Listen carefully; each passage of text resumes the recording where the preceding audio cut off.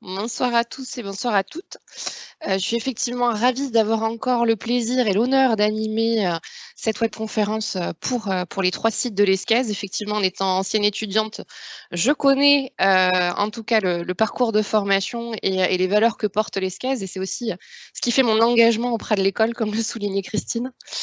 Je suis vraiment ravie de pouvoir participer une nouvelle fois à ça et à cette conférence, et surtout sur le thème de la bienveillance et de la réconciliation entre la bienveillance et le travail. Donc, je pense que tout comme moi, vous avez hâte qu'Emmanuel nous introduise ce sujet et nous fasse un petit peu quelques éclairages sur ces éléments-là. Je vous invite bien évidemment, comme l'avait souligné Christine, à répondre un petit peu au sondage avec une petite question finalement sur la bienveillance. Pour moi, c'est quoi? Avec nos propositions, et on reviendra sur ce sondage dans quelques minutes.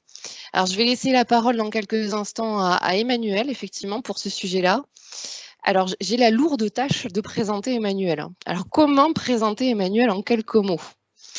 Alors, je vais reprendre une expression qu'elle a l'habitude d'utiliser, et comme elle l'aime mal dire, sa vie professionnelle est pleine de rebonds et de passion, et elle lui ressemble. Et je connais Emmanuel depuis peu, mais je peux vous garantir que c'est totalement vrai. Pour vous décrire un petit peu Emmanuel, elle est consultante spécialisée dans l'excellence relationnelle en entreprise depuis plus de 20 ans. Elle a fondé Créactive, donc une entreprise, dont le but est de guider finalement les organisations dans la dynamique de communication commerciale et managériale, en plaçant l'excellence relationnelle au cœur de tout. Et là, vous commencez à faire un petit peu le lien normalement avec le sujet d'aujourd'hui.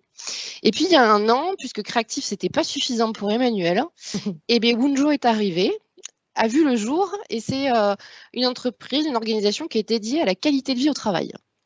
Alors, l'expérience d'Emmanuel sur l'ensemble du territoire français, dans des structures qui sont aussi bien des grands groupes que des petites structures, qui sont dans des secteurs aussi bien privés que publics, tout ça mêlé à une approche assez originale qui mêle un petit peu le business et les sciences humaines. Et là, on se dit, finalement, ça peut faire du lien. Forcément, Emmanuel, c'est arrivé un peu comme une évidence pour animer ce sujet autour de la réconciliation de la bienveillance et du travail. Dans quelques instants, Emmanuel vous livrera son point de vue qui est déconcertant de simplicité, vous le verrez, et qui pourtant peut paraître révolutionnaire dans notre rapport au travail. Et là, on commence à faire un petit peu le teasing de ce qui arrive. Avant cela, je vais regarder où en est notre petit sondage pour partager un petit peu les résultats. Donc, merci d'y avoir participé. Alors, sur la bienveillance, c'est quoi pour moi? On a 57% de répondants, ce qui est plutôt positif, qui disent que c'est une valeur précieuse qui est à vivre. On est autour de 37% qui est une règle d'or que je mets en pratique. Donc, on a une large majorité qui sont déjà bien croyants. Et on a quand même un petit peu de personnes qui restent un peu sceptiques, avec 7% qui pensent que c'est un concept à la mode. Alors Emmanuel, je vais te laisser la main et te céder la parole pour rentrer un petit peu plus dans ce détail et dans ces éléments-là, pour peut-être faire que ces 7% changent d'avis d'ici la fin de la conférence. Merci Hélène pour cette entrée en matière. Bonjour à toutes, bonjour à tous. C'est un vrai plaisir d'être avec vous ce soir. Et je vais reprendre le premier qualificatif du sondage qui était précieux. En fait, ce soir, vous allez m'offrir des minutes précieuses de votre vie et vous allez aussi vous en offrir à vous. Je vous félicite d'être avec nous ce soir pour parler du sujet de la bienveillance. Il fallait même oser être présent pour parler de ce sujet, parce que la bienveillance, c'est une thématique qu'on a entendue sur toutes les lèvres. Et Dieu sait que le sujet, ce n'est pas de trop en parler, mais bien plus de respecter la noblesse de ce terme. Ce soir, c'est ça que je vais essayer de faire avec vous, essayer de remettre le curseur à la bonne place. Je ne vais surtout pas vous donner des recettes toutes faites sur comment être bienveillant au travail, parce que je dois vous dire ça quand même en entrée en matière. Il me faut vous dire que loin de moi l'idée d'être exemplaire. Je pense que je me bats chaque jour avec ma capacité à être bienveillante avec moi-même, et j'essaye de donner le meilleur de moi-même pour être bienveillante avec les autres, mais je pense que c'est un long chemin, c'est un apprentissage, et s'il y a bien un effort qu'il s'agit à mon sens de faire quand on est un être humain et quand on est dans le monde du travail, c'est celui de s'intéresser à ce qui est la plus noble des vertus, la bienveillance, cette vertu extrêmement précieuse, cette valeur après laquelle on court tous quand ça ne va pas bien.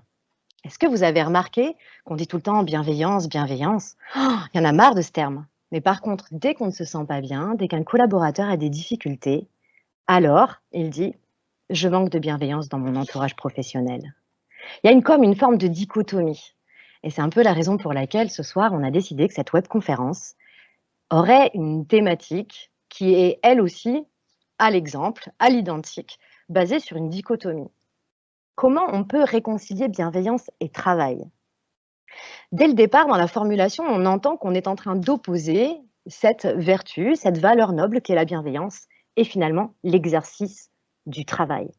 Comme s'il y avait un constat commun, une forme d'évidence, qui est qu'aujourd'hui, dans notre vie professionnelle, on est plus finalement en contact avec des univers malveillants, des univers qui nous voudraient du mal ou qui nous feraient du mal. Je pense qu'il serait possible aussi de trouver énormément de déterminants très positifs qui tendraient à faire mentir ce constat. Il y a dans notre vie en général et dans notre vie au travail tout qui se côtoie et qui se mélange. Ce soir, je ne vais pas vous faire une démonstration des meilleures manières d'être bienveillant. Je vais essayer de vous proposer ce que Christine appelle ce pas de côté, peut-être une autre façon de regarder le sujet de la bienveillance qui est, et je dois vous le dire en entrée en matière, qui est vraiment évidemment mon propre regard, qui n'engage que moi. Et dans mon esprit, dans mon cœur, dans mon âme, il y a 3 croyances fondamentales. Ce sont celles qui ont toujours guidé mon action en tant qu'entrepreneur. J'ai créé un certain nombre de sociétés, j'ai eu à cœur de créer des emplois et d'essayer de faire vivre au travail une expérience positive. Et tous mes actes au quotidien dans ma vie professionnelle sont basés sur cette triple croyance. La première, je pense qu'en fait, l'entreprise, c'est une fédération d'énergie, de talents, de personnes physiques qui tendent à réaliser ensemble une mission commune. Ce qui veut dire par là que le sens que l'on met dans l'exercice de son travail est, à mon sens, un moteur extrêmement puissant. Ma deuxième croyance fondamentale, c'est que le travail n'est pas fait pour nous faire souffrir, mais au contraire, nous donner l'occasion de nous épanouir, de nous réaliser, de mettre en exercice une part de nous-mêmes. La troisième croyance que j'ai envie de vous partager, et qui est encore une fois le socle de ma prise de parole, je crois qu'il y a vraiment urgence à humaniser ou à réhumaniser la vie au travail. Je pense que l'entreprise doit se reconnecter avec son sens profond, son nécessaire impact social, sociétal, environnemental, et que l'entreprise ne peut pas être simplement un organe qui vise à être productif dans une finalité purement financière.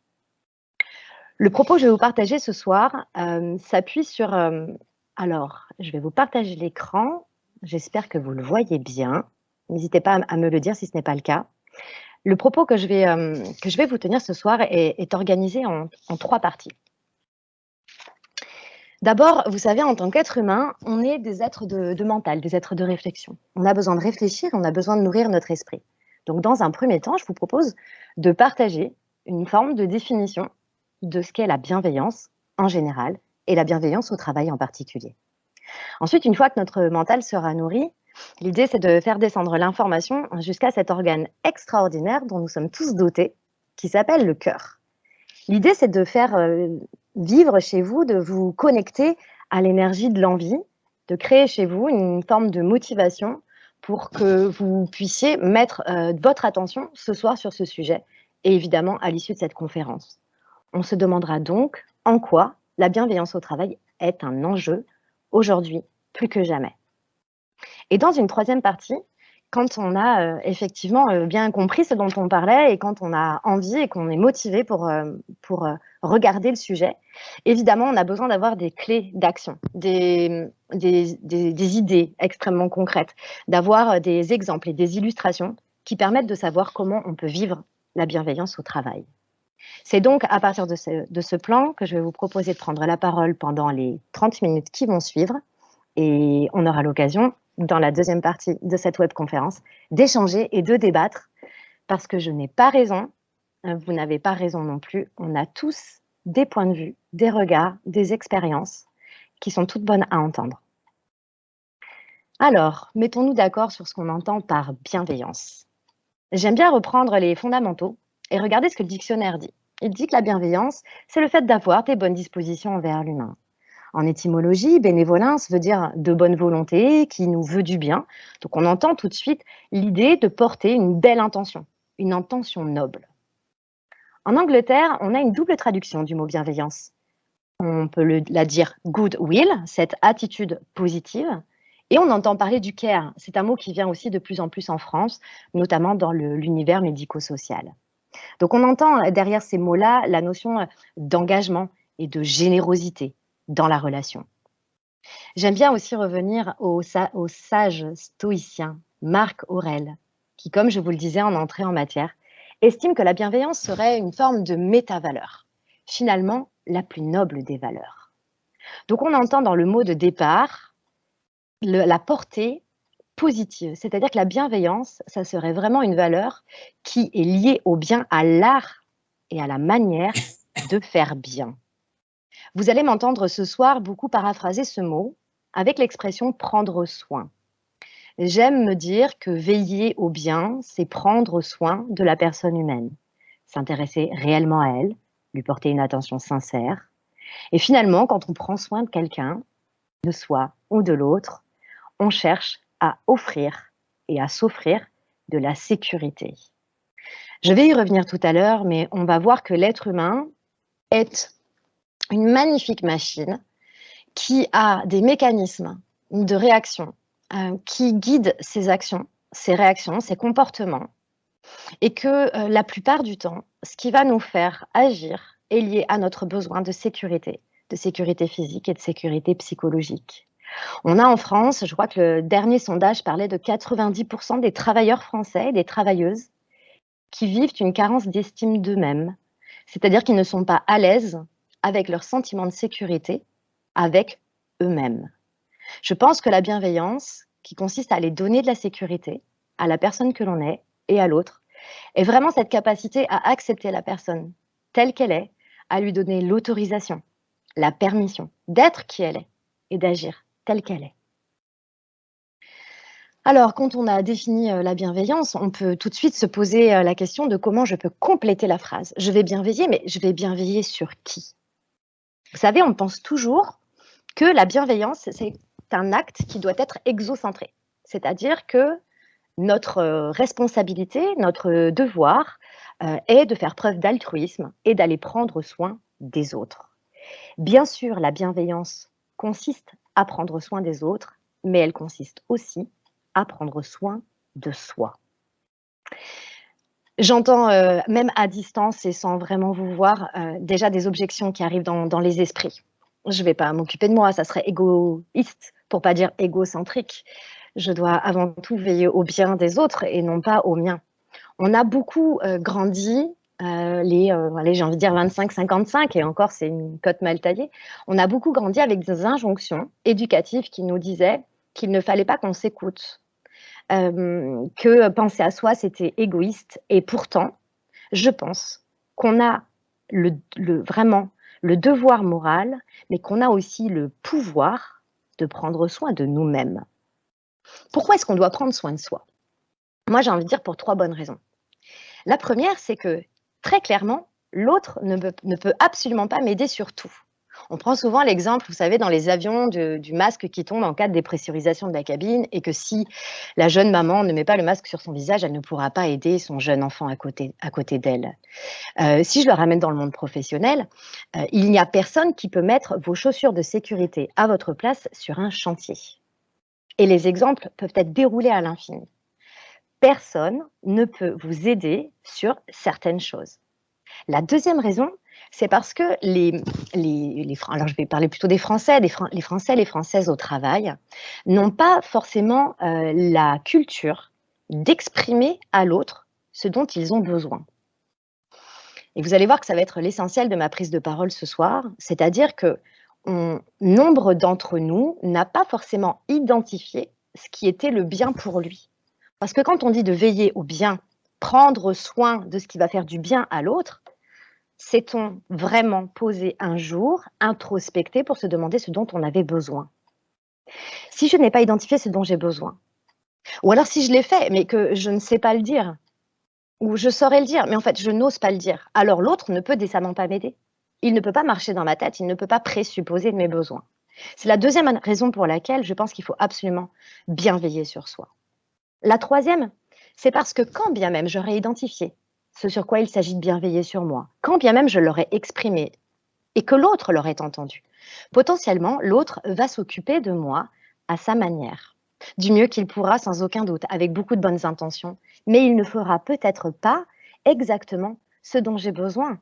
Il ne fera peut-être pas ce qu'il faut ou comme il faut.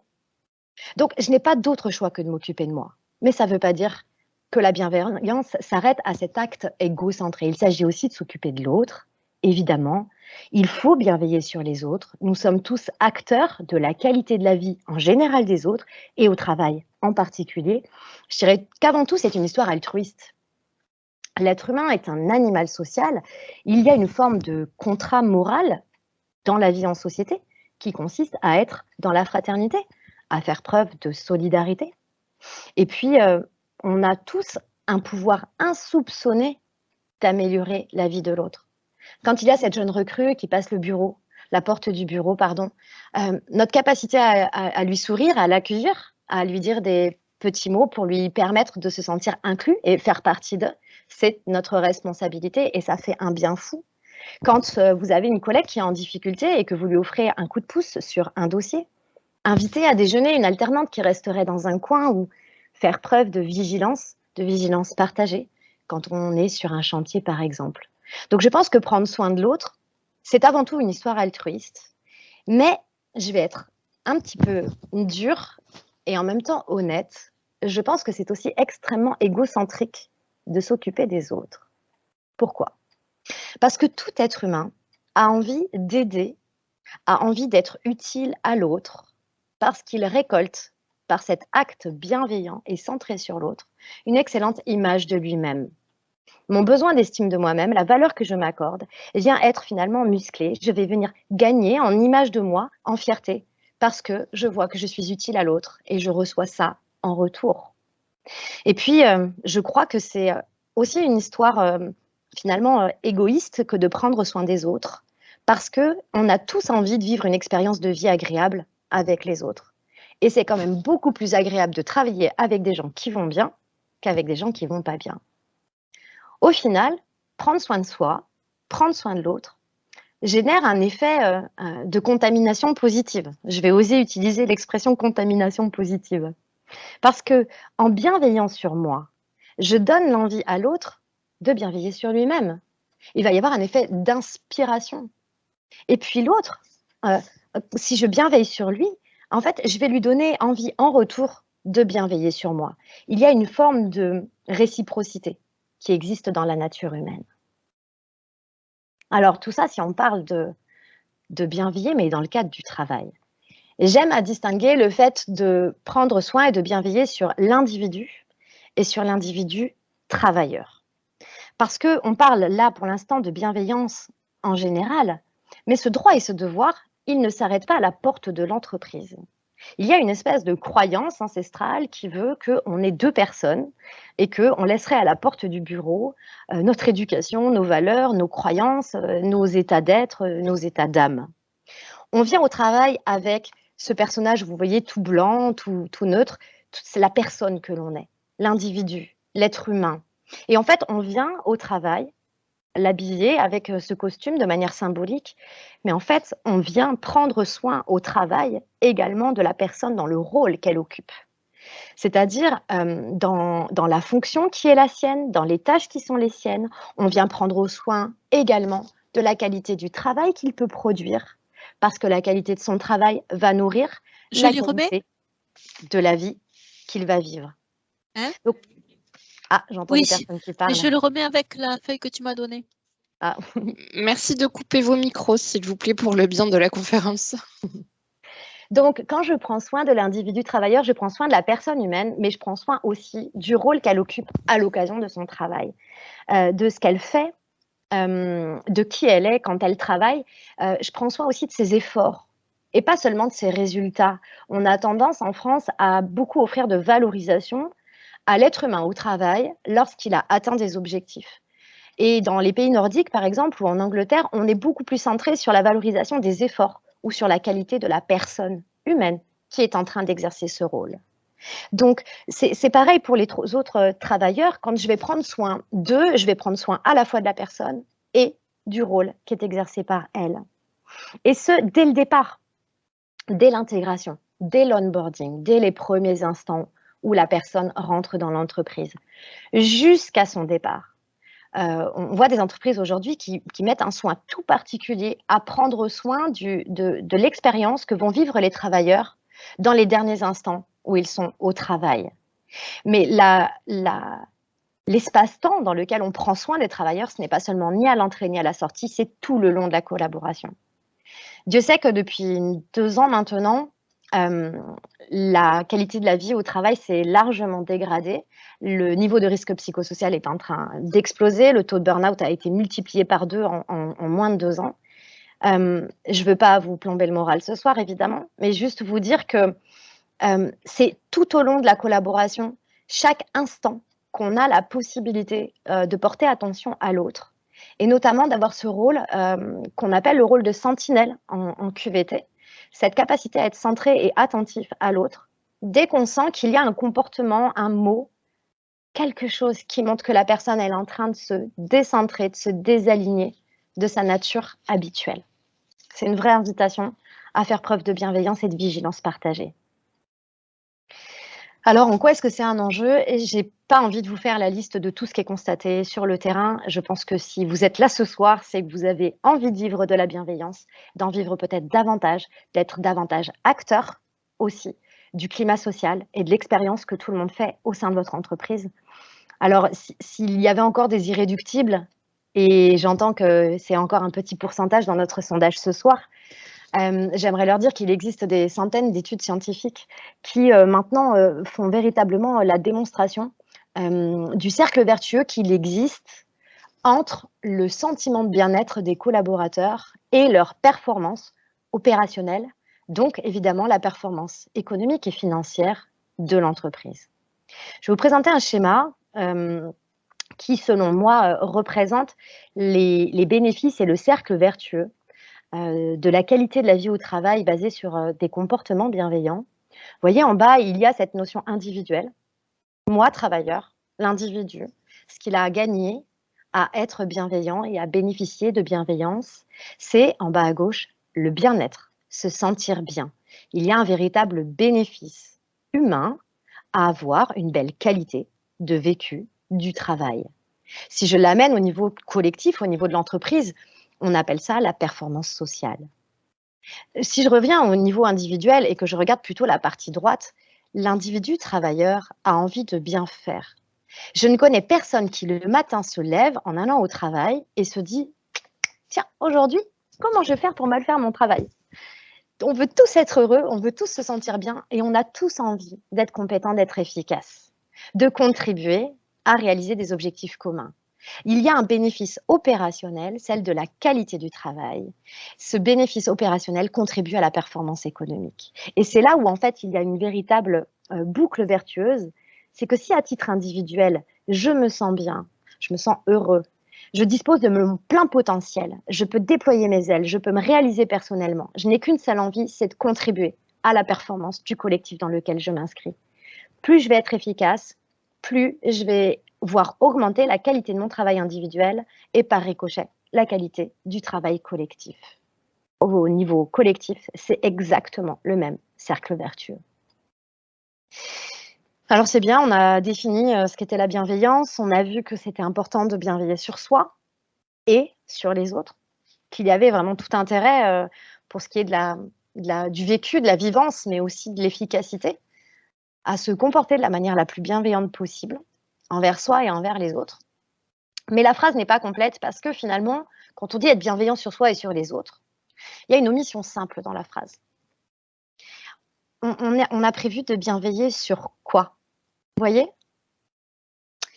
Il s'agit de veiller au bien, à mon bien et au bien de mes collègues. Mais c'est quoi le bien pour moi? C'est quoi le bien pour mes collègues? Il y a quelque chose qui est assez fou, c'est qu'on pense que le bien brut de l'un serait le bien brut de l'autre. Vous savez, cette phrase qui dit être bienveillant, finalement, c'est agir avec l'autre tel qu'on aurait aimé qu'il agisse avec nous. Mais non. Moi, par exemple, je vais avoir besoin de beaucoup de liberté pour me sentir au travail. Mais par contre, peut-être que toi, tu n'as absolument pas besoin de cette liberté. Si moi, manager, je considère que mon bien, c'est ton bien, je vais t'offrir beaucoup de liberté. Et potentiellement, je tombe sur quelqu'un qui, au contraire, a besoin de cadre, a besoin de structure, a besoin d'un petit peu de liberté, de marge d'autonomie. On a tendance à calquer notre vision du monde, de ce qui est bien pour nous, et de penser que c'est exactement le bien de l'autre. L'omission simple dans la phrase, quand je dis bienveiller sur quoi, en fait, c'est la réponse à cette omission, c'est les besoins. Et je vais vous proposer ce soir ma vision complètement personnelle d'une façon d'avoir revisité la pyramide de Maslow, qui est un modèle extrêmement vieux, donc Abraham Maslow, psychologue américain, qui décide de modéliser les besoins de l'être humain. Moi, du haut de mes 42 piges et de mes 20 ans d'expérience professionnelle, je me suis dit, tiens, et si on adaptait ce modèle à la vie au travail? Si on allait voir en fait quelle était la recette de chaque travailleur pour lui permettre de vivre une expérience positive du travail. En gros, ce que je vais vous proposer maintenant, c'est vous faire une lecture, revisiter encore une fois des besoins essentiels du travailleur. Et je vais vous proposer de venir en introspection pour que vous vous demandiez si vous, les arguments, les informations que je vais vous envoyer, si elles vous parlent. Si oui, effectivement, ça fait partie de la recette de votre bien, à vous. Parce que si nous avons bien une responsabilité, c'est ce que je vous disais en entrée en matière, c'est d'identifier notre propre recette du bien-être au travail. C'est d'offrir les clés à l'autre pour qu'il sache sur quoi bien veiller chez nous. Si nous ne l'identifions pas et si nous ne l'exprimons pas, l'autre, bardé de plein de belles intentions, va calquer sa réalité sur nous et risque de faire des erreurs. Alors, le premier étage, dans les besoins de la pyramide de Maslow, soyons clairs, on n'a pas besoin de nourrir complètement le premier étage pour monter au deuxième, au troisième, etc. Abraham Maslow a été extrêmement mal compris. Je vous propose vraiment une version beaucoup plus dynamique. Vous allez pouvoir aller chercher des éléments dans chacun des 5 étages.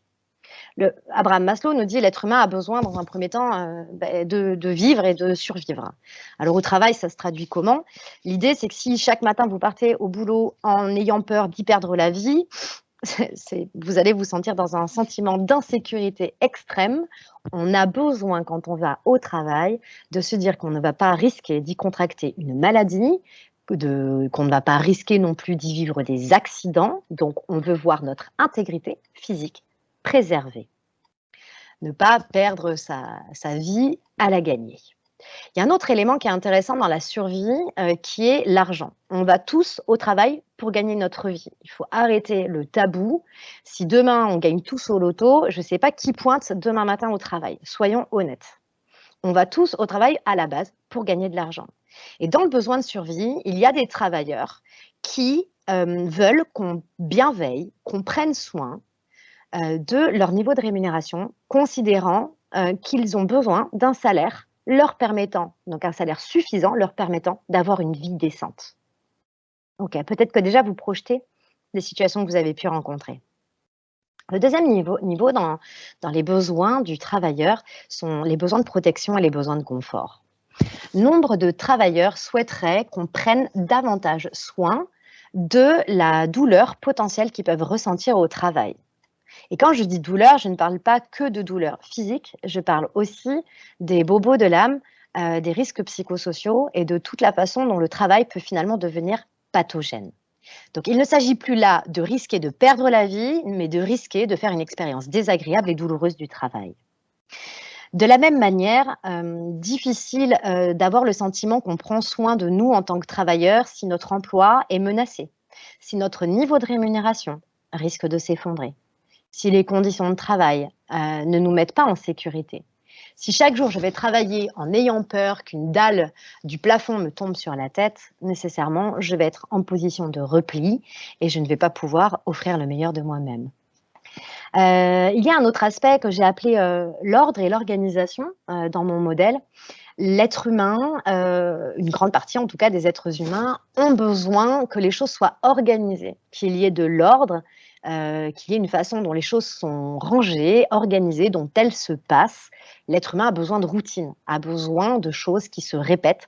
Ça le sécurise psychologiquement beaucoup. Une autre dimension dont on entend énormément parler depuis quelque temps, c'est l'équilibre pro-perso. Il y va du sentiment de sécurité et de respect de l'être individu que nous sommes justement. Nous avons besoin d'avoir un équilibre dans nos temps de vie pour nous sentir confortables et ne pas réveiller en nous une forme de blessure qui serait celle de l'injustice. Et enfin, et ça fait toujours sourire les psys et les coachs, mais l'être humain a besoin de croire qu'il peut contrôler les événements, à avoir le sentiment de maîtriser ce qu'il va se passer. Ça, dans l'ère Covid, ça a été énormément réveillé, ce besoin d'avoir de la visibilité, de savoir qu'est-ce qui va se passer demain. Si on l'extrapole, c'est quelle est la stratégie de l'entreprise, quelle est la vision qui est portée par ma gouvernance et à laquelle j'ai le besoin d'adhérer. Ces deux niveaux-là sont vraiment des besoins que moi j'appelle des besoins d'intégrité qui viennent nous chercher sur des formes de sécurité physique et psychologique.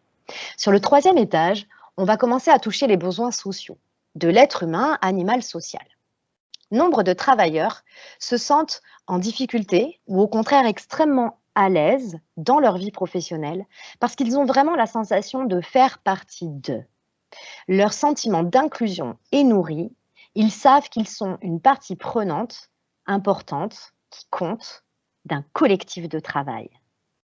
Ce que ça vient chercher chez nous, c'est la blessure de rejet et la blessure d'abandon, qui est, pour un certain nombre d'entre nous, stockée dans le cerveau reptilien et qui vient être réactivée très rapidement lorsque un dossier, par exemple, est confié à une collègue plutôt qu'à nous, ou qu'on voit nos collègues partir déjeuner et qu'elles ne nous proposent pas de venir avec nous. Parfois, ce sont des items, des symptômes tout simples comme ça qui peuvent venir réveiller notre sentiment de ne pas être intégré, de ne pas faire partie d'eux, de ne pas être accepté de la même manière que les autres. Ça peut venir réveiller aussi une blessure d'injustice. L'être humain au travail a potentiellement besoin de sentir de la cohésion, de savoir qu'il y a une bonne ambiance dans l'équipe de travail et qu'au sein de cette équipe, si jamais il lui arrive d'être en difficulté, il aura la possibilité d'être soutenu. C'est la fameuse valeur fraternité. Enfin, dernier point, et on l'oublie un peu trop souvent à mon goût, nombre de travailleurs peuvent ressentir de la malveillance au travail s'ils n'ont pas le sentiment d'avoir accès de manière libre à l'information ou de ne pas en être finalement les destinataires, ou s'ils n'ont pas la sensation de pouvoir échanger librement, s'exprimer librement.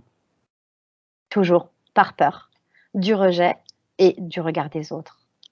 La deuxième dimension dans les besoins sociaux, c'est le besoin d'estime, qu'on appelle aussi le besoin de valorisation. Je vous en parlais tout à l'heure.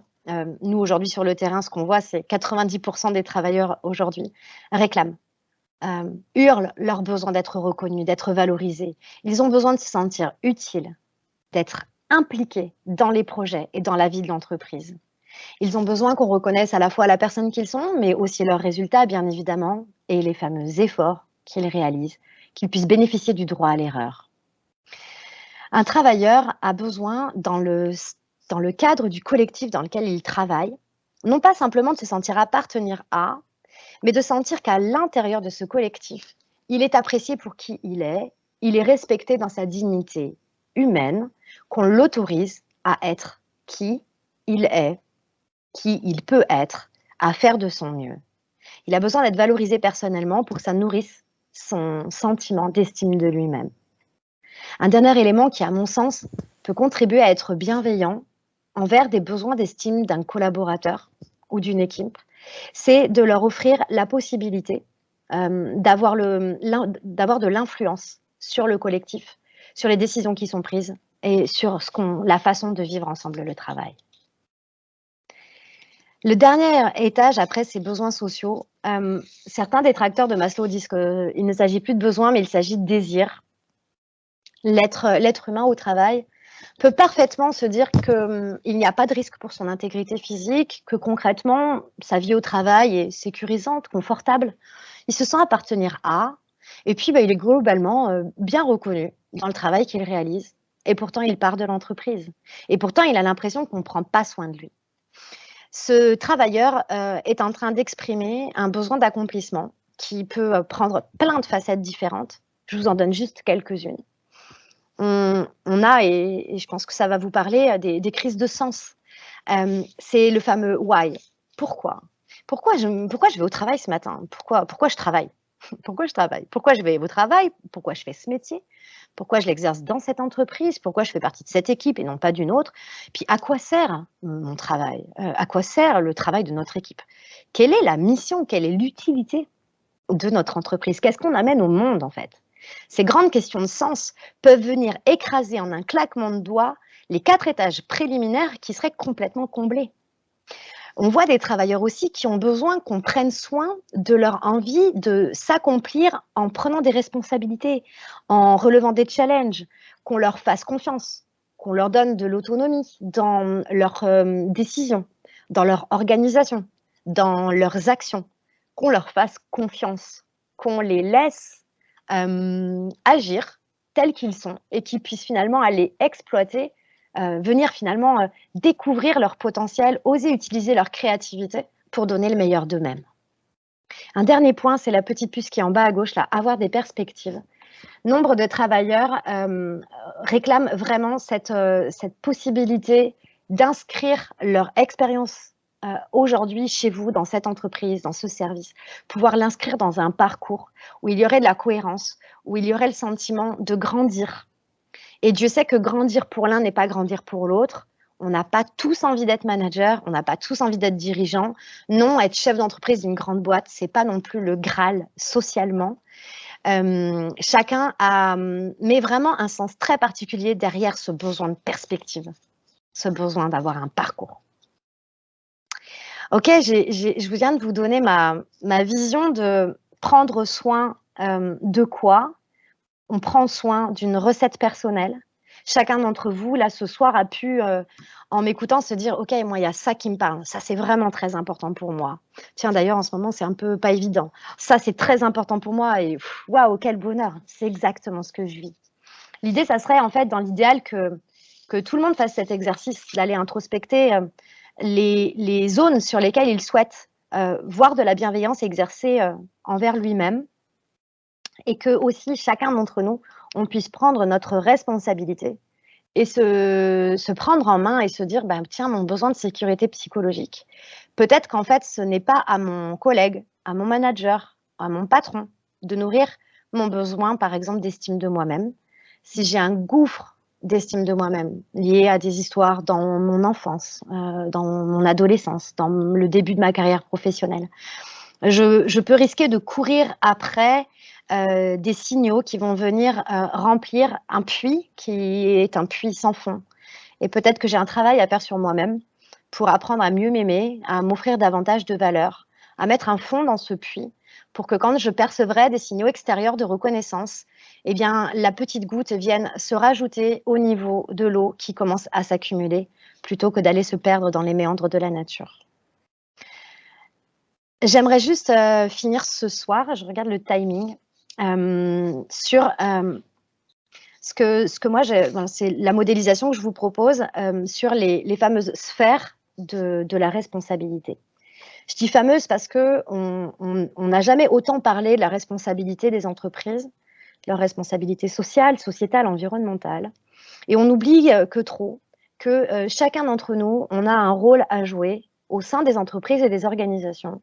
On est tous responsables de nous-mêmes et on est tous co-responsables de ce que vit l'autre au travail.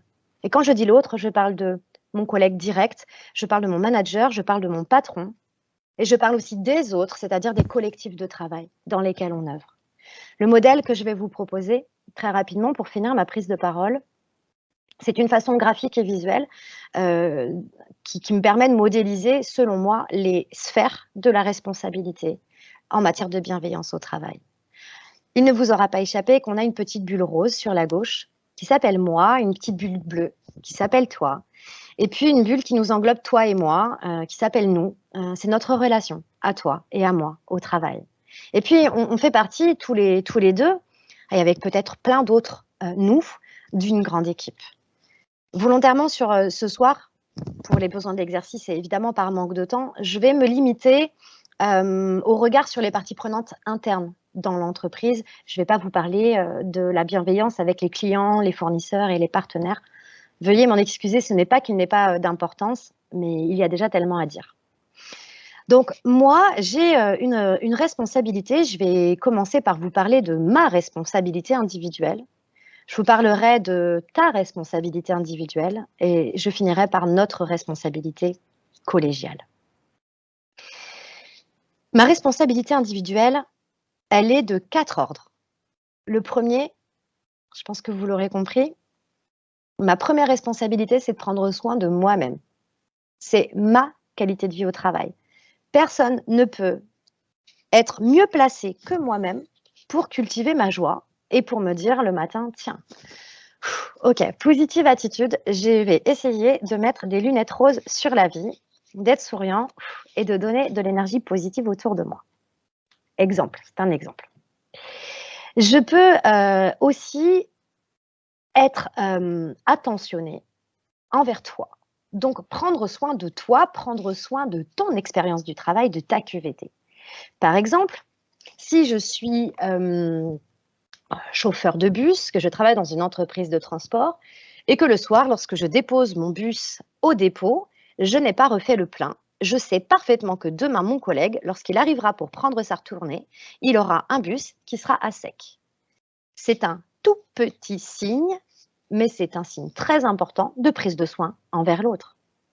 Autre exemple, si je suis manager, ma capacité à rédiger une fiche de mission, une fiche de poste claire, à donner des objectifs qui soient smart, qui soient atteignables, qui ne créent pas une immense différence entre le travail prescrit et le travail réel, alors je prends soin de toi, mon manager. Si je suis aussi, par exemple, manager, responsable d'une équipe, je peux, par exemple, mettre en place une forme de flexibilité dans les horaires de travail ou dans les modes de travail pour pouvoir m'adapter à la réalité de ce qu'est ta vie et à tes besoins de conciliation. La troisième dimension, je prends soin de moi, je prends soin de toi, mais j'ai aussi la responsabilité de prendre soin de notre nous, de prendre soin de notre relation, de la qualité de la vie au travail que nous vivons dans cette dimension interpersonnelle. Par exemple, en étant de bonne humeur et agréable avec toi, mais aussi en t'offrant une vraie présence, en étant disponible pour toi, en te proposant mon aide. Et puis, sur cette dimension collective, n'oublions pas que j'ai aussi la responsabilité d'être bienveillant envers ce grand collectif qu'est mon équipe, de prendre soin de la QVT que nous allons vivre au niveau de l'équipe. Ça peut être par exemple de proposer, d'organiser des temps de convivialité en dehors du travail qui vont permettre de nourrir une autre forme de relation et de souder les liens dans l'équipe. Ça peut être, si je suis manager, en donnant du sens aux actions que nous sommes en train d'entreprendre, de permettre à tout le monde de contribuer, de faire du participatif, de l'intelligence collective, pour avoir le sentiment qu'on décide tous ensemble de notre avenir. Alors si j'ai toute cette responsabilité de prendre soin de moi, de toi, de notre relation et de notre équipe, vous imaginez bien que quand je vais passer sur la bulle bleue et parler de ta responsabilité individuelle, de la même manière, tu vas avoir la responsabilité de prendre soin de toi, parce qu'encore une fois, personne ne le fera mieux que toi. Évidemment, tu vas avoir la responsabilité de prendre soin de moi parce que oui, tu comptes pour moi et oui, tes comportements ont un impact sur ma façon de vivre le travail. Et tu vas avoir aussi comme responsabilité de prendre soin de notre relation et de prendre soin de notre collectif. La dernière dimension, c'est celle de la responsabilité collégiale. Il y a moi, il y a toi, mais il y a aussi cette tierce personne, cette entité qui est notre relation et cette autre personne qui est une personne morale, qui est notre équipe ou qui est notre entreprise. Il y a 3 niveaux, à mon sens, de responsabilité collective. C'est que dans notre relation, toi et moi, ensemble, nous prenions soin de notre relation. Vous savez, une relation, c'est comme un fil qui serait tendu entre 2 mains. Il suffit qu'il y en ait un qui lâche le fil pour qu'évidemment il tombe et que la relation s'abîme. Il est de notre responsabilité à tous les deux d'adopter une culture, par exemple, de la régulation. Si nous sentons qu'il y a un caillou dans la chaussure de notre relation, prendre le temps de poser les choses de la manière la moins violente possible. Et puis, notre équipe, elle a aussi pour responsabilité de prendre soin d'elle. Ça va être, par exemple, bichonner le processus d'intégration pour être sûr qu'on fait qu'on fait corps, qu'on est bien ensemble et que personne n'est mis de côté. Ça va être, par exemple, prendre soin de la convivialité, de l'espace de travail, de la qualité de l'aménagement, pour qu'on ait plaisir aussi à se retrouver sur site, ensemble, physiquement. Ça va être, par exemple, la clarté de l'organisation qui va permettre à l'équipe de prendre soin d'elle. Et pour finir, notre équipe va aussi pouvoir prendre soin de ce qu'on appelle la QVT collective, dans l'idée que cette entité qu'est l'équipe, elle puisse organiser des actions qui permettent tous ensemble de prendre soin de nous. Organiser par exemple des événements de team building, impulser des projets transversaux qui permettraient aux membres de se développer et d'ouvrir finalement leur chakra et leur champ de compétences. Ça peut être aussi de manière beaucoup plus simple et basique, être à jour de ses obligations légales, avoir un document unique d'évaluation des risques professionnels, accompagné d'un plan de prévention des risques et avec un référent santé-sécurité au travail nommé en responsabilité et qui va pouvoir de manière concertée prendre soin de la QVT que nous vivons tous ensemble. Voilà ce que j'avais envie de vous dire ce soir, prendre soin de soi avant tout, prendre soin des autres. Ne pas présumer, présager, marcher dans la tête, se poser la question de quelle est ma recette du bien-être au travail. Comment est-ce que je peux bien veiller sur moi? Prendre soin de quoi? Prendre soin de quoi pour moi? Prendre soin de quoi chez toi? Et se rappeler systématiquement qu'on a tous une part de responsabilité dans l'expérience de vie qu'on fait au travail. Je vous invite à l'issue de cette conférence, si mon propos vous a touché, vous a interpellé, on va vous faire passer un petit carnet d'exercices qui va vous permettre de vous introspecter et de mettre des mots en fait sur tout ça. Je ne peux que vous inviter à partager le résultat de l'exercice que vous produirez avec votre entourage pour leur offrir en fait la possibilité de mieux prendre soin de vous. Pour aussi vous permettre, vous, de trouver des clés, des pistes pour mieux prendre soin de vous-même. Je pense que bien veiller sur soi, c'est un apprentissage. Bien veiller sur soi, c'est une nécessité pour se préserver soi, pour être sûr qu'on ne perd pas notre santé au travail, qu'on cultive notre bien-être, qu'on cultive notre joie et qu'on fait du travail de manière efficace. Et puis, je pense que, comme vous l'aurez compris, on a, à mon sens, tous un pouvoir incroyable d'infléchir de manière extrêmement positive la vie des autres, des personnes qui nous entourent au boulot. Si vous ne le faites pas pour vous, faites-le pour les autres. Je crois que fondamentalement, c'est important de s'attacher à laisser ce monde meilleur qu'on l'a trouvé. Merci beaucoup pour votre écoute. Merci Manuel. Alors, on a quelques questions et quelques réactions. Donc, on va passer sur cette partie-là. La première question qui a été posée, qui est plutôt d'ordre générique, c'est de savoir si dans tes travaux, est-ce que tu fais un rapprochement avec le coaching professionnel d'équipe et individuel et qui peut finalement s'exprimer que sur un socle partagé de bienveillance? Alors, est-ce que je fais un rapprochement avec le coaching individuel et d'équipe? Oui. En fait, derrière le mot coaching, il est de plus en plus usité.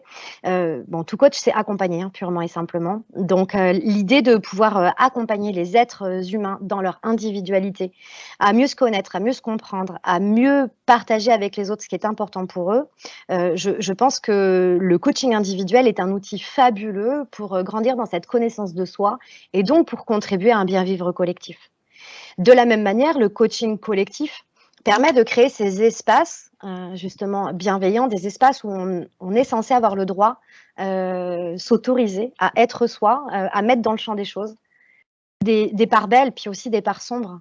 Rien qu'hier, j'étais en audit QVT, je disais à la personne qui était en face de moi, mais tu sais, il y a plein de choses pas jolies chez toi, il y a plein de choses pas jolies chez moi. En fait, on n'est pas tous des bonnes personnes. On tend à être la meilleure version de nous-mêmes, à faire de notre mieux, mais on fait aussi plein d'erreurs. On est blindé de plein de bonnes intentions, mais on peut aussi beaucoup se tromper.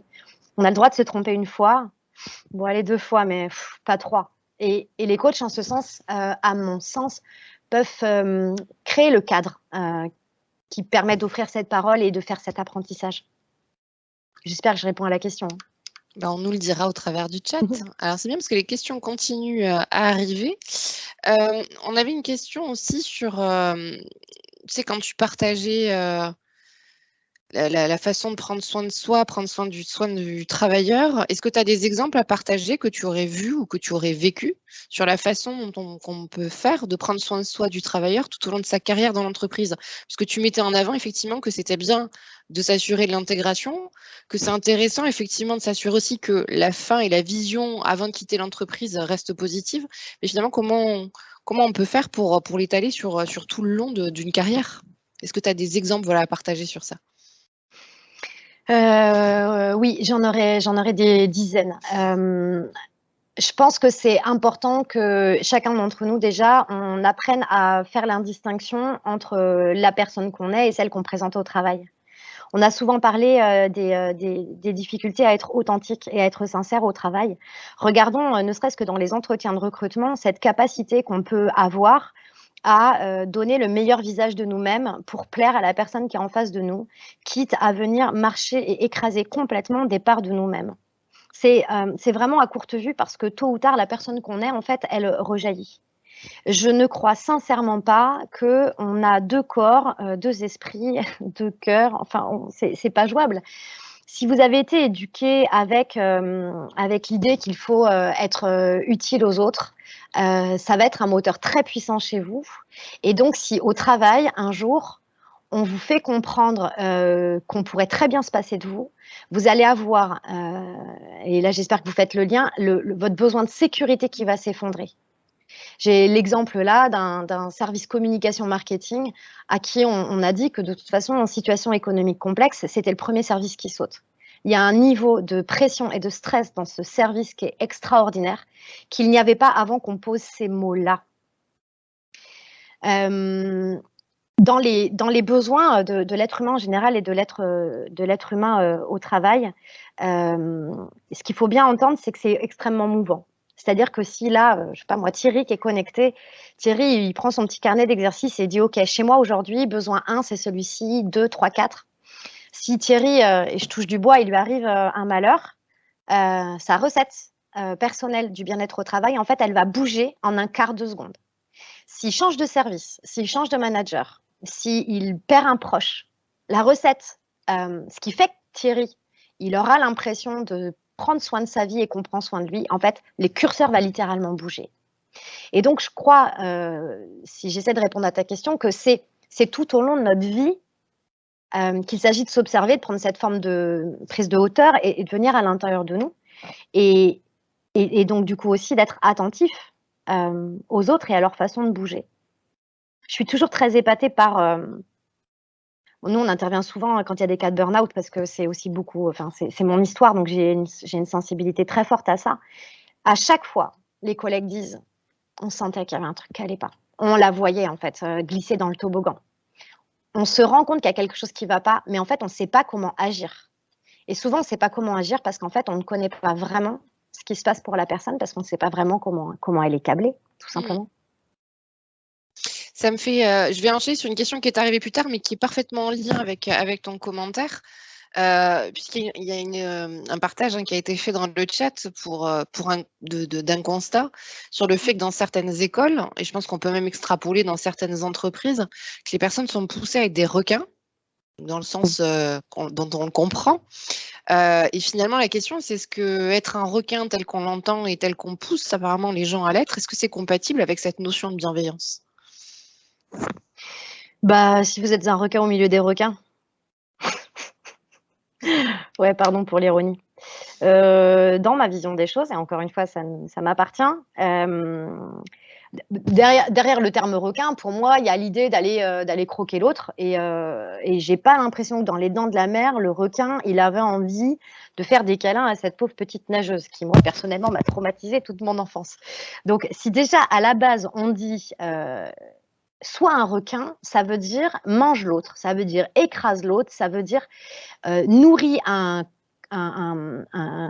climat de compétitivité qui, en fait, à chaque instant, va remettre en question que tu es la bonne personne au bon endroit et que tu es le meilleur là où tu es. Donc, c'est une forme de pression, de compétition, de besoin permanent, non pas de tirer vers le haut et de se remettre en question et de progresser pour être une meilleure personne et faire avancer un sens commun, mais au contraire pour nourrir des intérêts totalement individualistes qui sont liés à l'orgueil et à l'ego.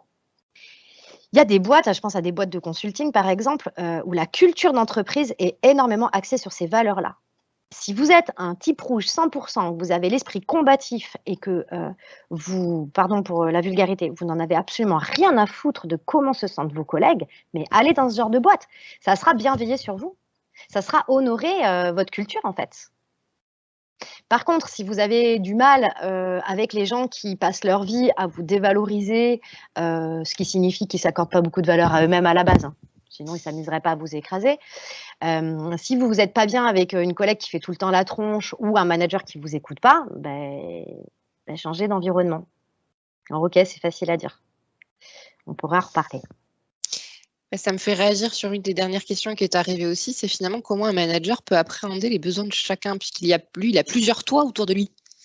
Donc, comment il fait pour comprendre tous les besoins différents et pour pouvoir justement les intégrer et y répondre au mieux pour prendre soin de l'autre? Je crois que c'est toute la difficulté de l'exercice managérial, c'est d'arriver à être la meilleure personne possible, le meilleur accompagnant, le meilleur coach possible pour chacune des parties prenantes de son équipe et pour le collectif, encore une fois, et pour cette personne morale qui est fabriquée par l'ensemble de ces personnes physiques.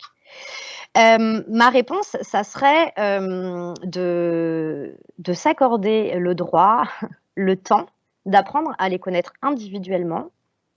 Et ça ne se décrète pas, ça ne se fait pas en un claquement de doigts. Oui, ça prend du temps, mais c'est avant tout une culture.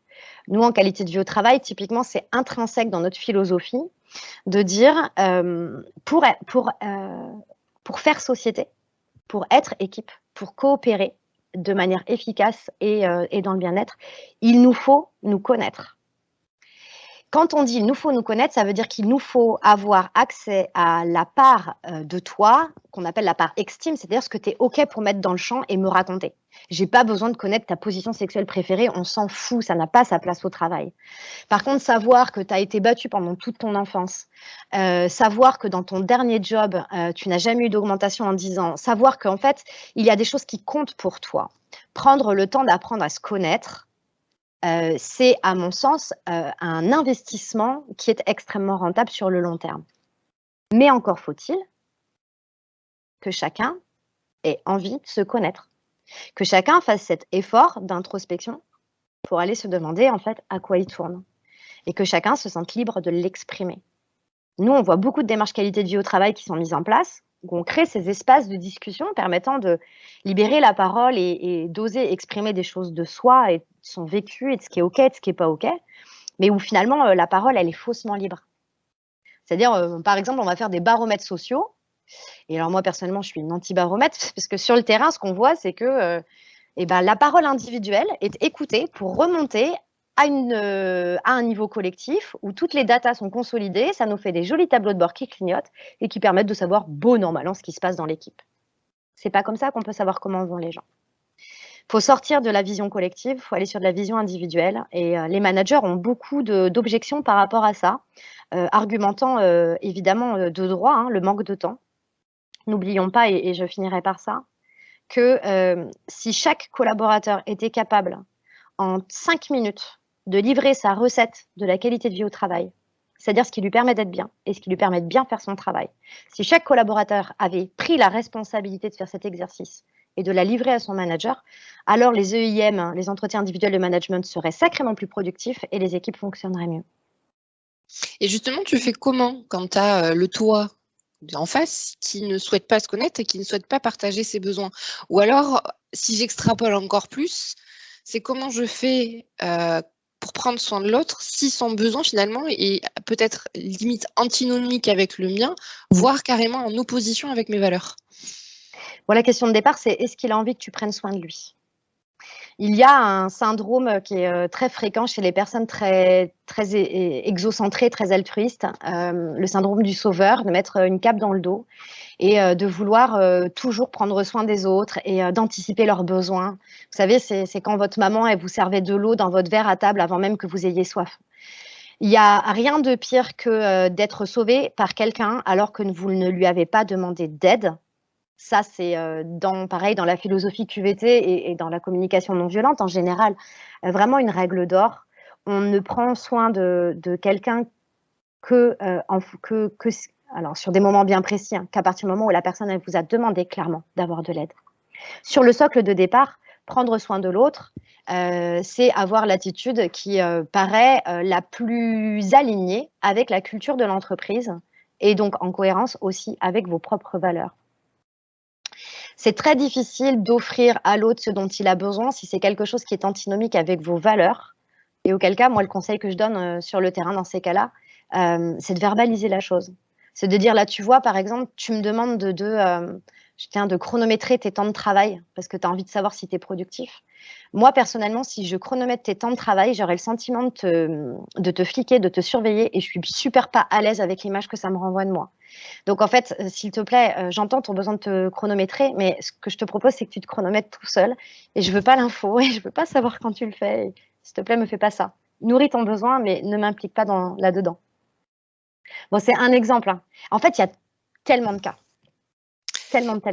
Justement, quand tu es dans une équipe où tu peux avoir des conflits latents ou même des conflits qui sont clairement exposés, comment la bienveillance, elle peut aider? Est-ce que tu aurais des exemples justement sur ce que pourrait apporter la bienveillance dans ce type de conflit-là, dans ce type de situation-là?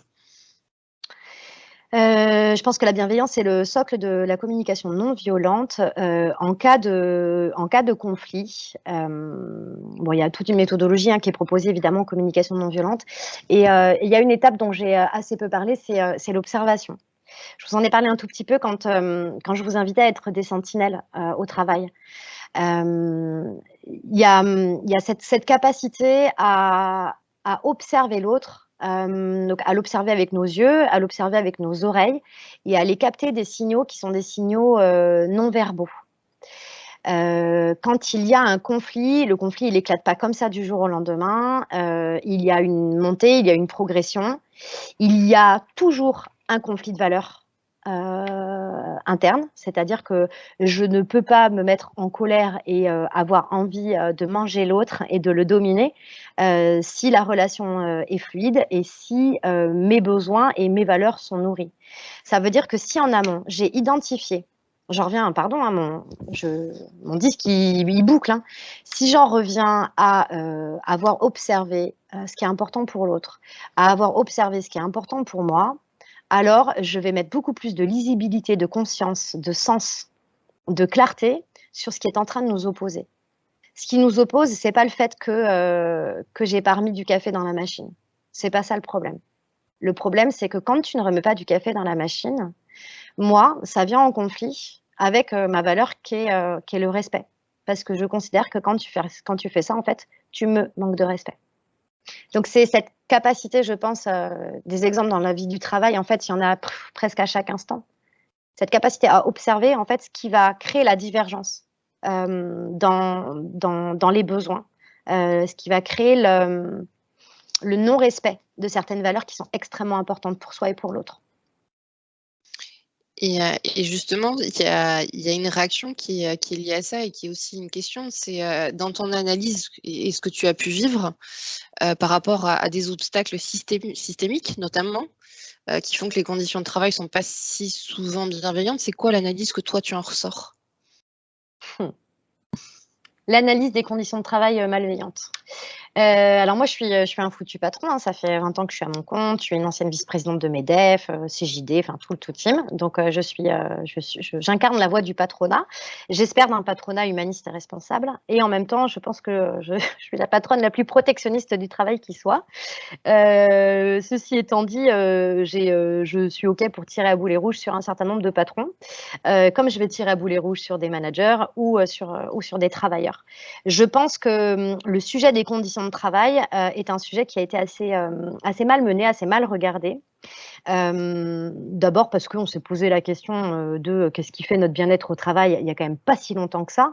Enfin, je veux dire, l'accord national interprofessionnel sur la QVT, le premier, il date de 2003. Enfin, vous voyez, c'est quand même un sujet extrêmement récent. Donc, on a une forme d'immaturité et de manque de recul, d'éducation, de formation, des gouvernances d'entreprise sur le sujet de la QVT en général et des conditions de travail en particulier qui est énorme. Moi, à mon sens, et on a un énorme travail d'éducation populaire à faire, et merci à l'ESCES parce que je considère que cette conférence ce soir, typiquement, c'est une forme d'éducation populaire pour arriver à prendre conscience que voilà, on a tous des besoins, encore une fois, singuliers. Je pense qu'il y a un manque de culture de la part des directions d'entreprise. Ils sont pas, enfin, je veux dire, on n'est pas, je sais pas moi, mon expert comptable en 18 ans, il m'a écrit 2 fois, je crois, sur le sujet du bien-être au travail. Enfin, c'est pas un sujet. C'est juste pas un sujet pour les patrons. On est beaucoup trop câblés performance économique et financière. Les managers, quant à eux, ils sont pris en permanence entre le marteau et l'enclume. Ils font de leur mieux.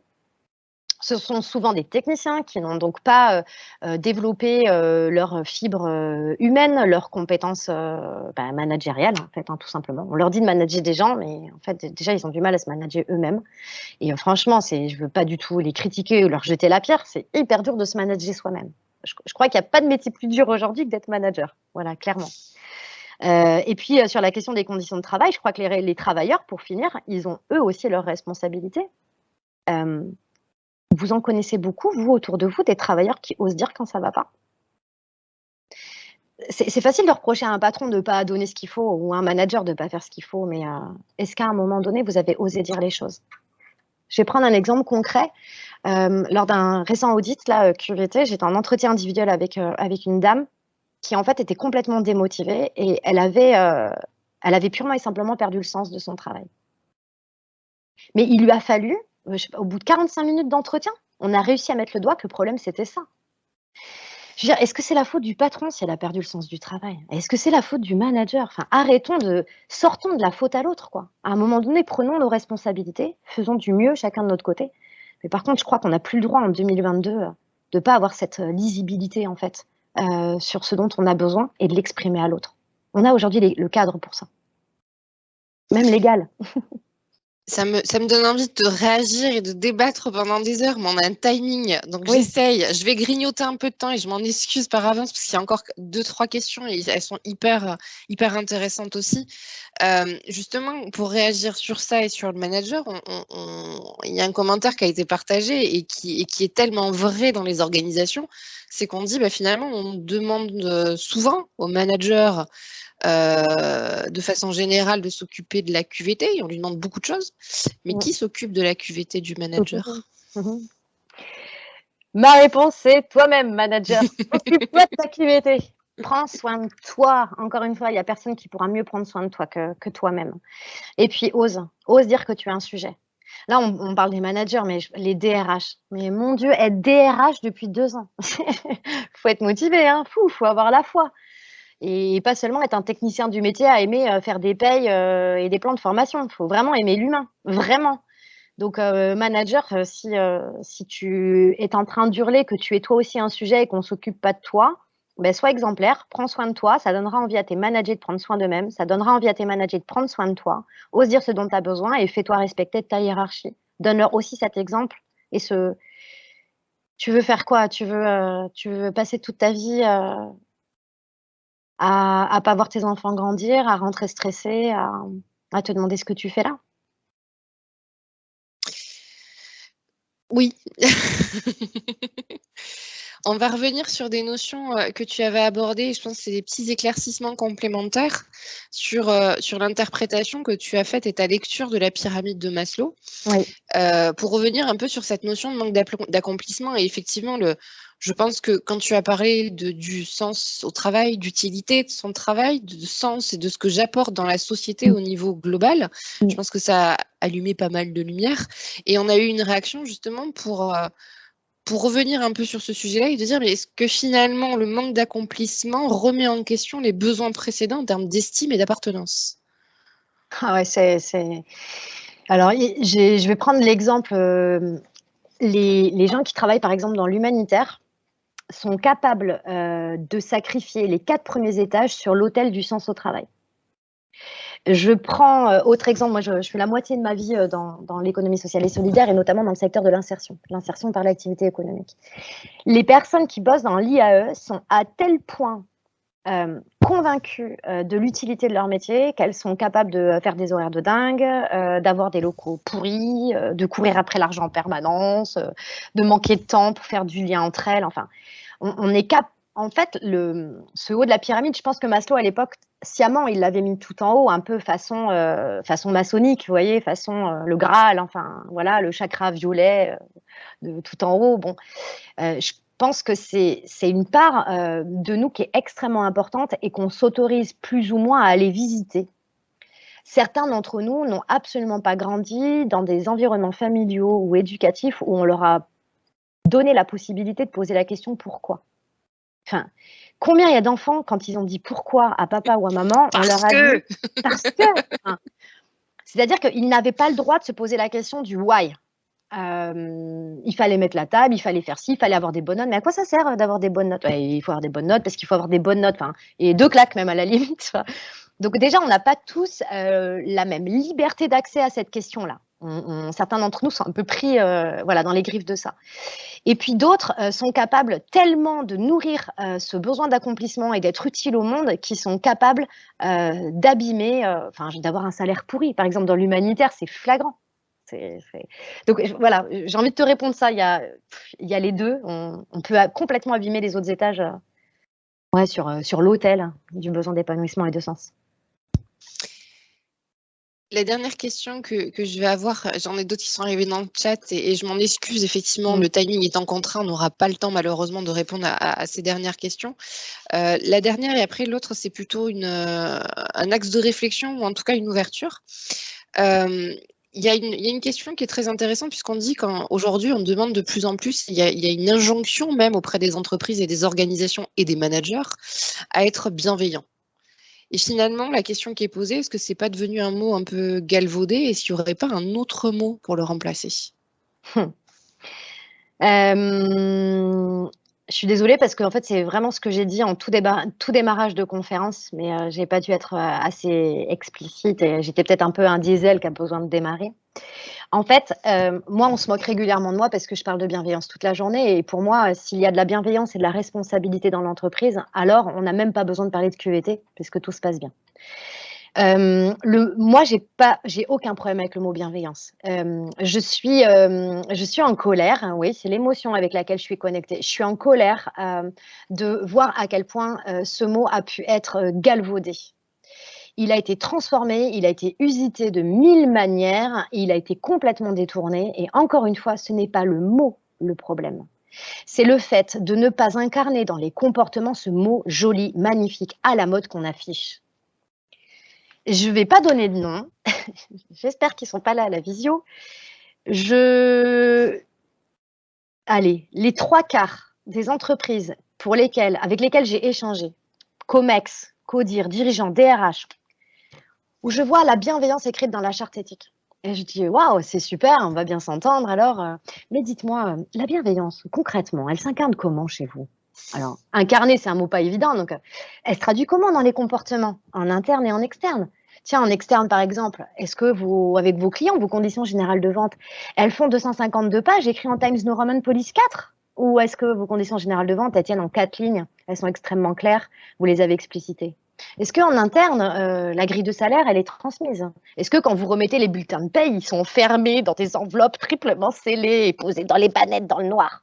Ou est-ce qu'il n'y a aucun problème pour parler de la politique de rémunération? Est-ce que les décisions, elles se passent de manière transparente ou est-ce qu'il y a des jeux de pouvoir derrière et donc toujours une dimension occulte? C'est pas le mot le problème. C'est le fait que quand on ose l'afficher, qu'on ose dire « j'ai l'intention de faire vivre une expérience bienveillante aux gens qui travaillent dans mon entreprise », alors on a le devoir de faire de notre mieux, de l'incarner très concrètement dans les comportements et d'entendre. C'est un peu ce que je vous disais en entrée en matière. Moi, j'ai absolument aucune... je ne suis absolument pas exemplaire. Je me bats chaque jour avec ma capacité à bienveiller sur moi-même. Enfin, je ne sais pas si vous le voyez, je suis super fatiguée. Je ne prends pas soin de mon sommeil. On a l'obligation de faire de notre mieux et de reconnaître quand ce n'est pas OK. Et d'accepter quand l'autre nous dit que ce n'est pas OK. Ça me fait tellement écho sur d'autres choses, notamment les 4 accords Toltec. Enfin, bref. Oh bah. Le dernier point qui est plutôt effectivement une piste de réflexion, c'est une recommandation qui a été faite au travers du chat de dire finalement, est-ce qu'il ne faudrait pas plus insister aussi sur la notion d'exemplarité managériale là? Oui et non. Quand, encore une fois, manager, paix à ton âme, c'est tellement chaud d'être manager. Quand ensuite on lui dit: «Ah, tu as intérêt d'être exemplaire, hein, parce que tu comprends, l'être humain, il apprend par modélisation et donc tu es censé être la meilleure personne de nous tous». Non mais le pauvre, il avait déjà les épaules qui étaient hyper lourdes. On lui dit: «En plus, tu as intérêt d'être exemplaire». Non, il a juste intérêt à bien veiller à ses propres besoins, être à l'écoute des autres, prendre soin du mieux qu'il peut en remettant systématiquement balle au centre sur le fait que c'est un humain, qu'il est vulnérable, que lui aussi il est fragile et qu'il fait de son mieux et qu'il est OK pour apprendre, qu'il est humble, que oui, il va faire des erreurs. Mais non, si on commence à lui dire tu as intérêt à être exemplaire, l'injonction supplémentaire que faut qu'il ait envie lui-même d'être exemplaire et d'être la meilleure personne qui soit, mais ça peut pas venir de l'extérieur. Enfin, en tout cas, moi, c'est mon point de vue.